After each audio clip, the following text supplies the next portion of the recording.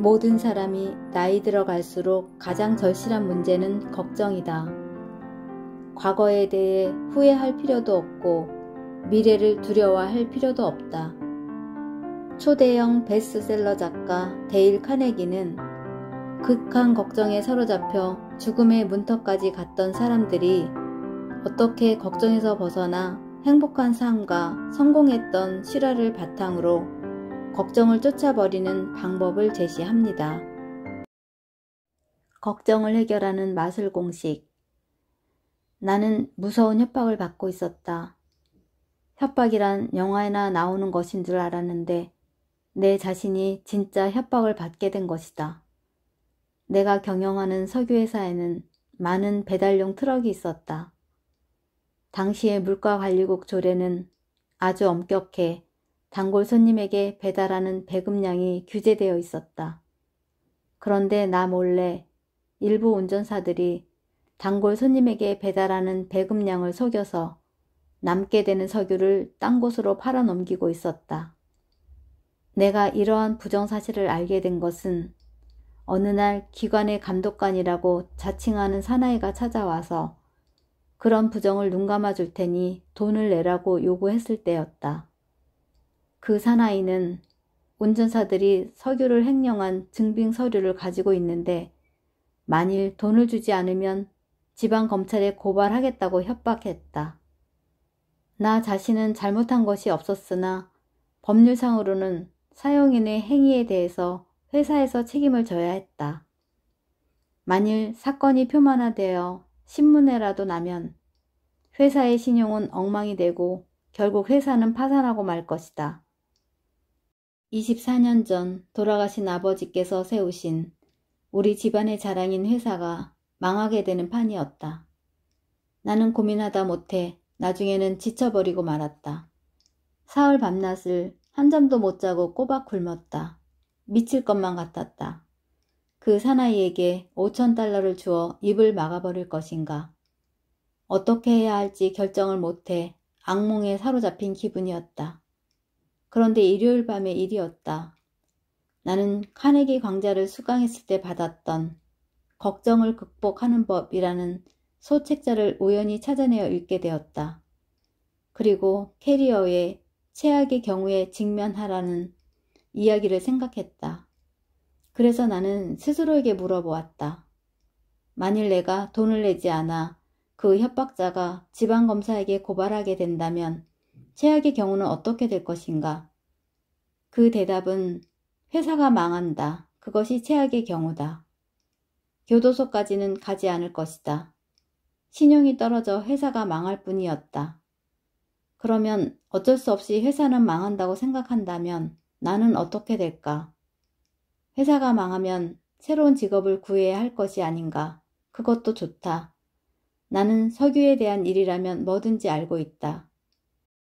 내가 취직하려고만 하면 기꺼이 나를 받아줄 회사가 몇 군데 있을 것이다. 그렇게 생각하자 마음이 어느 정도 홀가분해졌다.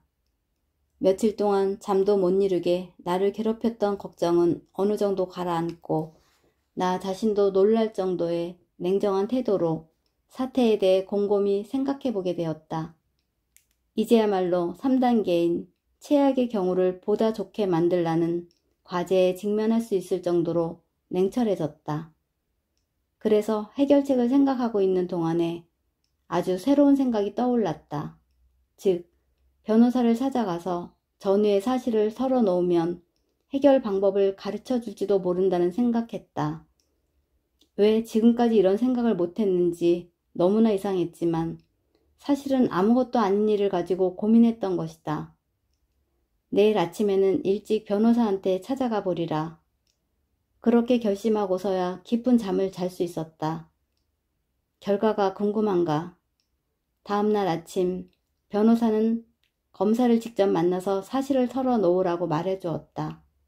나는 변호사의 말대로 검사에게 모든 사실을 털어놓았다. 검사는 이러한 협박 사건은 이전부터 계속 일어나고 있었으며 기관에서 나왔다는 사나이는 수배증인 범법자라고 말했다. 5,000달러를 줄 것인가 말 것인가를 사흘 동안 고민한 나는 그제서야 속이 후련해졌다. 비록 어리석긴 했지만 이 경험은 나에게 잊을 수 없는 교훈을 가르쳐 주었다. 한 해의 실화. 1920년대에 나는 몹시 걱정한 끝에 위궤양의 증세가 나타나기 시작했다. 어느 날 밤 갑자기 많은 피를 토하고 시카고의 노스웨스턴 병원으로 실려갔다. 체중이 175파운드에서 90파운드로 줄어든 후였다. 나는 중태이며 손도 꼼짝해서는 안 된다고 의사가 말했다. 3명의 의사가 나를 가망이 없다고 진단했다. 1시간마다 먹는 음식물이라야 알칼리성의 분말, 반숟갈 정도의 우유와 크림뿐이었다. 간호사는 아침 저녁 위에 고무관을 집어넣어 윗속의 것을 말끔히 씻어내곤 했다. 이런 상태가 몇 개월간 계속되자 이런 생각이 들었다. 알하네야, 만일 내가 죽음 이외에 아무것도 기대할 수 없다면 이제부터 남은 시간을 최대한으로 이용해보는 것은 어떻겠나? 너는 죽기 전에 세계 일주 여행을 해보고 싶어 했으니까 지금 그 계획을 실행에 옮기자. 나는 의사에게 지금부터 세계 일주 여행을 떠난다고 했다. 그리고 하루에 2번씩 위를 씻어낼 작정이라고 말하자 그는 깜짝 놀랐다. 그리고 여행을 만료하고 나섰다. 미친 짓이라는 것이다. 부득이 떠나야 한다면 바닷속에 장사 지낼 각오를 해야 할 것이라고 겁을 주었다. 그러나 나는 물러서지 않았다. 아닙니다. 단연코 나는 떠날 겁니다.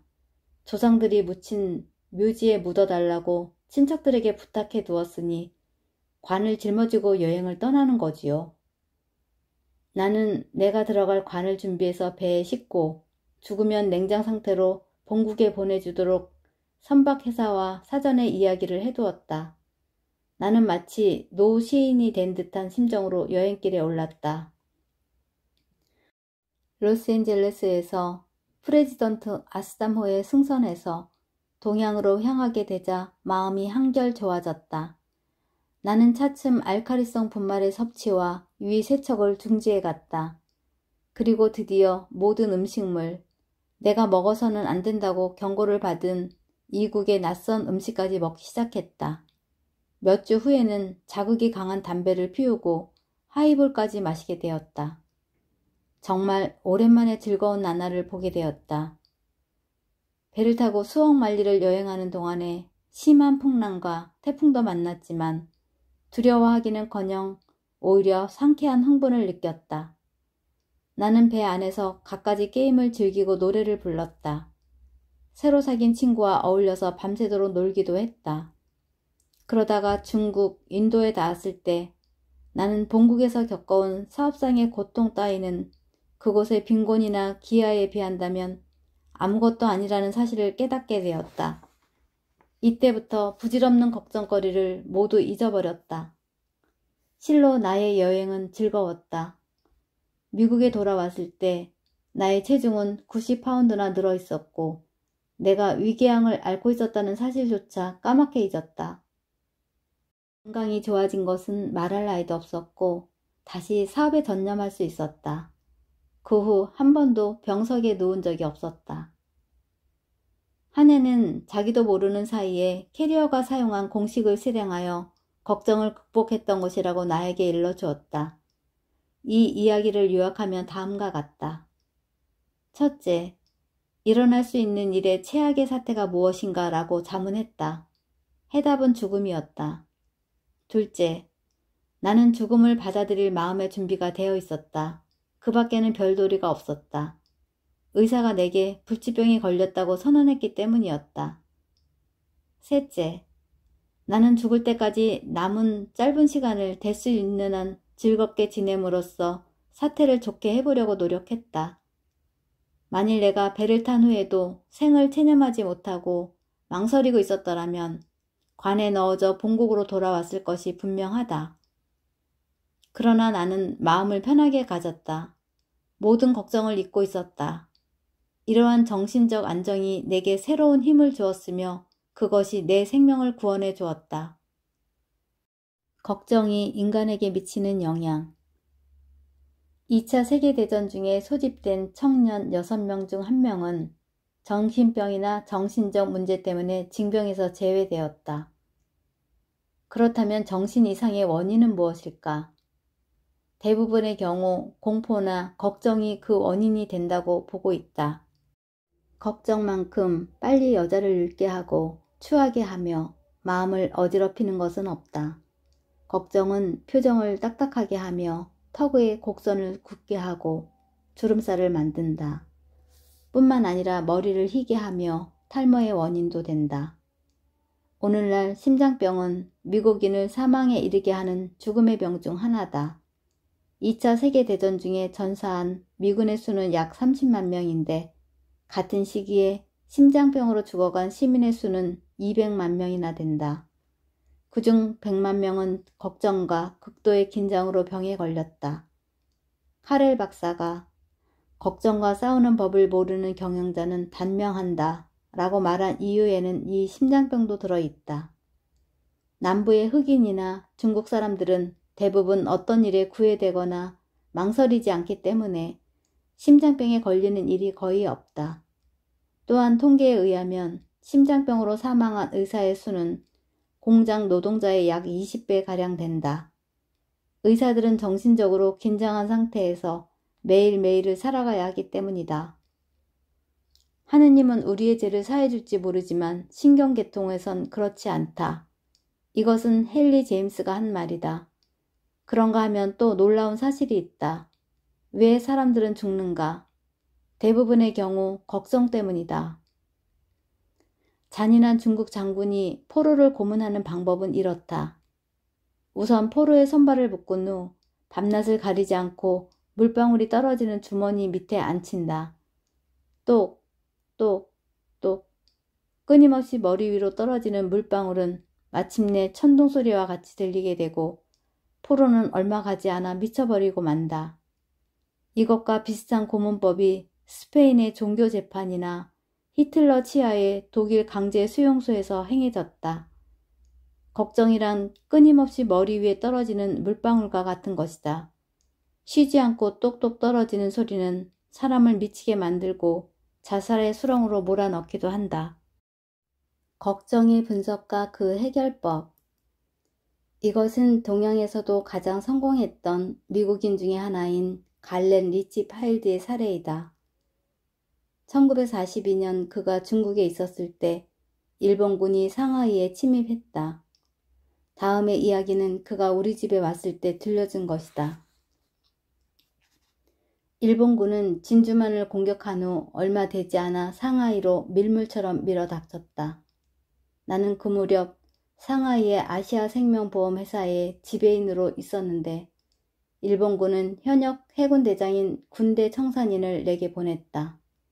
그리고 나에게는 그 사람에게 협력해서 회사의 자산을 청산하라는 명령이 내려졌다. 내게는 선택의 여지가 없었다. 협력 아니면 총살이었다. 나는 그들이 명령하는 대로 행동했다. 왜냐하면 어떻게 해볼 다른 도리가 없었기 때문이다. 그러나 75만 달러에 해당하는 일부의 증권만은 일본군에게 넘겨주는 자산표에서 제외했다. 그 증권들은 홍콩 지점에 소속된 것으로서 본사의 자산이 아니라고 판단했기 때문이다. 하지만 나는 만일 이것이 발각되면 어쩌나 하고 떨고 있었는데 결국은 일본군에게 들키고 말았다. 이 사실이 발각되었을 때 나는 마침 사무실에 없었고 회계 과장이 있었다. 나중에 들은 과장의 말에 의하면 일본군 제독은 노발대발한 나머지 발을 구르며 호통을 쳤다고 한다. 그렇다면 나는 분명 브리지 하우스에 끌려갈 판이었다. 브리지 하우스, 이것이야말로 일본군 게슈타포의 고문실이 아닌가. 내 친구 한 명은 연행되기에 앞서 차라리 자살을 택한 일도 있다. 심지어는 그곳에 끌려가서 열흘 동안 고문을 받은 끝에 생명을 잃은 친구도 적지 않았다. 그런데 지금 내가 그곳에 끌려가게 된 것이다. 내가 어떻게 했을까? 내가 그 사건을 듣게 된 시간은 일요일 오후였다. 이때 만일 내가 문제 해결을 위한 명확한 기법을 몰랐더라면 아마 두려움에 떨고 있었을지도 모른다. 그러나 나는 오래전부터 어떤 걱정이 생기면 재빨리 타이프라이터 앞에 앉아 다음과 같은 2가지 질문과 그 해답을 기록해 왔다. 첫째, 무엇 때문에 괴로워하고 있는가? 둘째, 나는 그것을 어떻게 하면 좋은가? 걱정거리가 생겼을 때 처음에는 문제를 기록하지 않고 그 해답만을 얻으려고 했다. 그러나 이제는 문제가 무엇인지를 먼저 생각한다. 문제와 해답을 함께 기록하는 편이 걱정의 해결을 훨씬 명확하게 한다는 점을 깨닫게 되었기 때문이다. 그래서 그 일요일 오후에 나는 서둘러 기독교 회관 내의 방으로 가서 타이프라이터로 다음과 같이 기록했다. 1. 나는 무엇 때문에 괴로워하는가? 나는 내일 아침 브릿지하우스로 끌려가는 것을 두려워하고 있다. 2. 나는 그것을 어떻게 하면 좋은가? 내가 실행할 수 있는 4가지 방법은 다음과 같다. 첫째, 나는 일본군 제독에게 자초지종을 설명할 수가 있다. 그러나 그는 영어를 모른다. 만일 통역을 통해서 설명한다면 또다시 그를 노하게 만들 염려가 있다. 그것은 죽음을 의미한다. 제독은 잔인한 사람이니까 귀찮은 변명 따위를 듣기보다는 나를 브릿지하우스에 집어넣을 것이다. 둘째, 나는 도망칠 수도 있다. 그러나 불가능하다. 일본군은 언제나 나의 행동을 감시하고 있다. 만일 도망가다가 붙잡히면 총살당할 것이다. 셋째, 나는 이 방에 있으면서 사무실에는 나가지 않고 지낼 수도 있다. 그러나 일본군 제독에게 의심을 사게 된다. 그는 나에게 변명할 기회를 주지 않고 병사를 시켜서 나를 브릿지하우스에 집어넣을 것이 분명하다. 넷째, 나는 월요일 아침에 여느 때처럼 사무실에 출근할 수도 있다. 일본군 제독은 언제나 바쁘기 때문에 내가 한 일을 생각해내지 못할지도 모른다. 만일 생각한다 할지라도 그때는 냉정을 되찾고 어쩌면 나를 내버려 둘지도 모른다. 일이 그렇게만 되면 다행이겠으나 만일의 경우 그가 나를 괴롭힌데도 그때는 또 그때대로 변명할 기회가 있을 것이다. 그러니 월요일 아침에 평상시와 마찬가지로 출근해 아무 일도 없었던 것처럼 행동하면 브릿지 하우스를 모면할 기회를 가지게 될지 모른다. 이렇게 문제와 가능한 해답을 적어보고 4번째 계획을 받아들일 결심을 하니까 매우 기분이 홀가분해졌다. 다음날 아침 내가 사무실로 들어섰을 때 일본군 제독은 담배를 입에 물고 의자에 앉아 있었다. 그는 보통 때처럼 나를 유심히 노려보았지만 아무 말도 하지 않았다. 그러는 동안 6주가 흘렀다. 그는 도쿄로 돌아갔고 나의 걱정도 끝났다. 이미 말한 바와 같이 그날 일요일 오후에 내가 할 수 있는 모든 수단과 그 결과를 기록한 다음 냉정하게 사리를 판단했기 때문에 나는 죽음에서 헤어날 수 있었다. 만일 그렇게 하지 않았더라면 나는 허둥지둥 당황하다가 실수를 저질렀을지도 모른다. 잘 생각한 끝에 결단을 내리지 않았더라면 일요일 오후를 걱정 속에서 보냈을 것이다. 어쩌면 그날 밤을 뜬 눈으로 새웠을지도 모른다. 그리고 월요일 아침에는 초췌해진 얼굴로 사무실에 나갔을 것이다. 그랬더라면 일본군 제독은 의심을 품고 무슨 조치를 취했을지 모른다. 몇 차례의 경험을 통해 나는 결단을 내리는 것이 얼마나 중요한지 깨달았다. 일정한 목적을 이루지 못하고 어쩔 줄 모르다가 걱정에 대처할 힘을 잃는 것은 사람을 신경쇠약증에 걸리게 하며 생지옥으로 몰아넣는다. 나는 걱정의 50%는 명확한 판단을 내림과 동시에 소멸되며 나머지 40%는 그 판단을 실행에 옮김으로써 소멸된다는 것을 알았다. 그러므로 나는 다음에 4단계를 실행하여 걱정의 90%를 없앨 수가 있었다. 1. 무엇에 대해서 걱정하는가를 상세하게 기록한다. 2. 그것에 대해서 내가 할 수 있는 방법을 기록한다. 3. 무엇을 할 것인가를 결정한다. 4. 그 결단을 즉시 실행에 옮긴다. 갈렌 리치필드는 현재 뉴욕 보험업 투자계에서 손꼽히는 회사인 스타파크 앤드 프리맨사의 동향 담당 취재이다.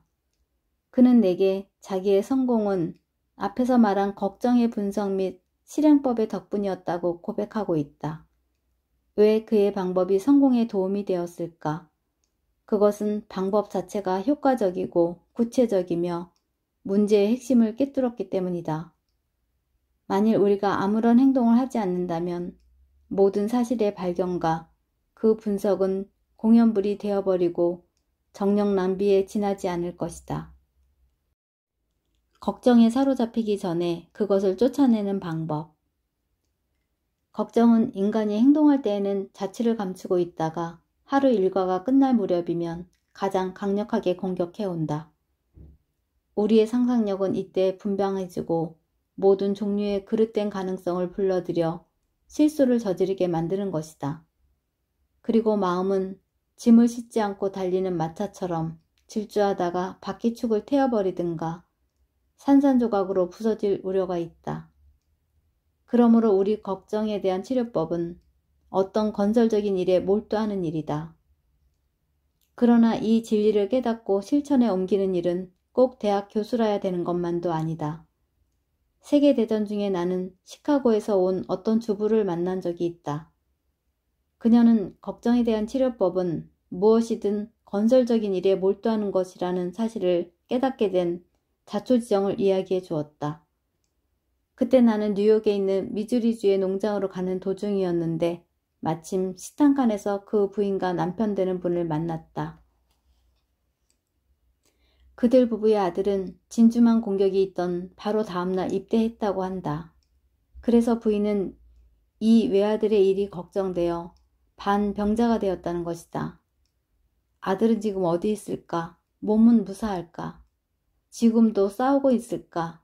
전사하지 않았을까? 등등 수많은 걱정이 그녀를 괴롭혔다. 그래서 나는 어떻게 그러한 걱정을 극복했느냐고 그 부인에게 물었다. 그녀는 이렇게 대답했다.